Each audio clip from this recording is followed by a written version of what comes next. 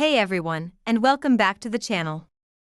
Last Saturday, something truly special happened at the Rock and Roll Hall of Fame ceremony. It was a moment many fans had been waiting years, even decades, to see. The legendary singer-songwriter Warren Zevon was finally, and posthumously, inducted. And the person who did the honors? His longtime friend and champion, David Letterman. Letterman's speech wasn't just a tribute, it was a powerful, hilarious, and deeply moving testament to a friendship that transcended television and a musical genius that defied categorization. Today, we're going to dive deep into this incredible moment, exploring the history between these two icons and breaking down one of the most memorable induction speeches in Rock Hall history. The choice of David Letterman to induct Warren Zevon was perfect, almost preordained. Their connection wasn't just a casual, one-off talk show appearance. It was a decades-long relationship that started way back in 1982, during the very first season of NBC's Late Night with David Letterman.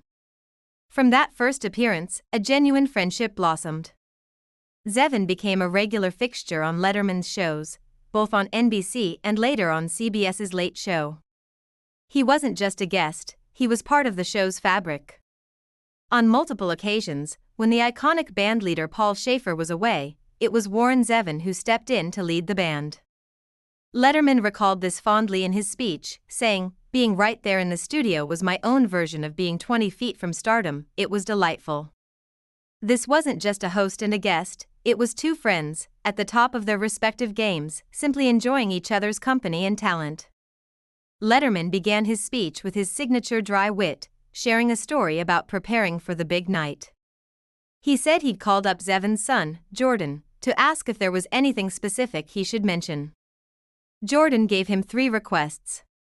First, he wanted Letterman to mention that his father had studied classical music with the legendary composer Igor Stravinsky as a kid. Letterman's deadpan response was classic, "Okay, Igor Stravinsky, by the way, when I was a kid, I had a paper route." The audience roared. The second request from Jordan was to mention Stumpy the Gangster and Bev the Mormon. Letterman, playing dumb, told Jordan, "By the way, Jordan, those are my 2 favorite songs." To which Jordan replied, "Those were his parents, dumbass." This mix of highbrow musical history and irreverent family inside jokes perfectly captured the essence of Warren Zevon himself, a man of immense intellect and a wickedly dark sense of humor. But the speech quickly pivoted from jokes to a profound appreciation of Zevon's artistry. Letterman, with genuine passion, praised Zevon's incredible breadth as a songwriter and his unparalleled poetry. He made a powerful statement, saying, "Ask any of Warren's peers, Bruce Springsteen, Don Henley, Jackson Browne, Bob Dylan, hell, ask Igor Stravinsky, Warren Zevon is in my Rock and Roll Hall of Fame." Actually, his own wing. To illustrate his point, Letterman brilliantly broke down Zevon's discography into 3 distinct, yet quintessentially Zevon, categories. First, he talked about the songs of global and personal strife, citing masterpieces like Roland the Headless Thompson Gunner, Excitable Boy, and the rock anthem I'll Sleep When I'm Dead. These are the songs that painted vivid, often violent, pictures crescimento of mercenaries, sociopaths, and restless souls. Then, Letterman shifted to the second category, Zevon's love songs. But these weren't your typical radio ballads. He mentioned Mutineer, Reconsider Me, and Searching for a Heart. These songs are raw, vulnerable, and heartbreakingly honest, showcasing a tender, wounded side of Zevon that contrasted sharply with his tough guy image.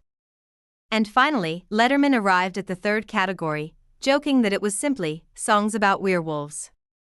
He was, of course, talking about Werewolves of London.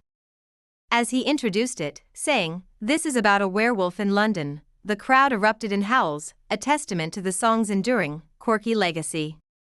Letterman quipped, "I don't know if this is a true story, but there you have it, perfectly encapsulating the surreal, storytelling magic of Warren Zevon's music." Of course, no discussion of the Letterman-Zevon relationship is complete without talking about Zevon's final, unforgettable appearance on The Late Show. It was October 2002. Zevon had recently been diagnosed with terminal lung cancer and, in an unprecedented move, Letterman dedicated the entire hour to him. It was just the two of them, talking, laughing, and reflecting. During the induction video package, they showed the most famous clip from that night. Letterman asked Zevon if his diagnosis had taught him anything about life and death. Zevon, with his usual clarity and lack of self-pity, shared a piece of wisdom that has since become immortal. Reminded to enjoy every sandwich. In his speech, Letterman spoke about how personally impactful that simple phrase had been to him for the past 22 years. It was a moment of profound grace and humor in the face of mortality, and it defined Zevon's spirit. The phrase "enjoy every sandwich" even became the title of a tribute album released in 2004. Then, Letterman shared a story from that night that he had never told publicly before. It was what happened after the cameras stopped rolling. He went back to Zevon's dressing room. Warren calmly took his favorite gray guitar, the one he'd played on the show, locked it in its case, and simply handed it to Letterman. He said, "Take care of this for me." Recounting this, Letterman's voice cracked with emotion. "I started to sob uncontrollably," he admitted. "And I just hugged him and I said, 'Warren, I just love your music.'" It was a devastatingly personal and powerful moment. Then, on the Hall of Fame stage, Letterman paused. A stagehand brought out that very same gray guitar. Letterman picked it up, held it aloft, and declared, "By God, tonight it's going back to work." He then walked over and handed the guitar to Dave Kuning of the Killers, who were there to perform a tribute to Zevon. It was a full-circle moment of incredible poignancy, passing a sacred object from one generation of rockers to the next. This induction was a long time coming, and Letterman himself had been one of the most vocal advocates for it. He never missed a chance to champion Zevon's cause.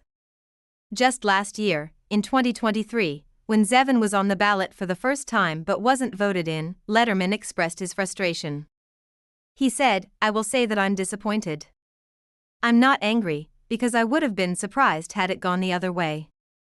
I think to be angry would have been 30 years ago, when he should have been inducted." He always believed Zevon's talent was so immense, so unique, that he was beyond such institutions.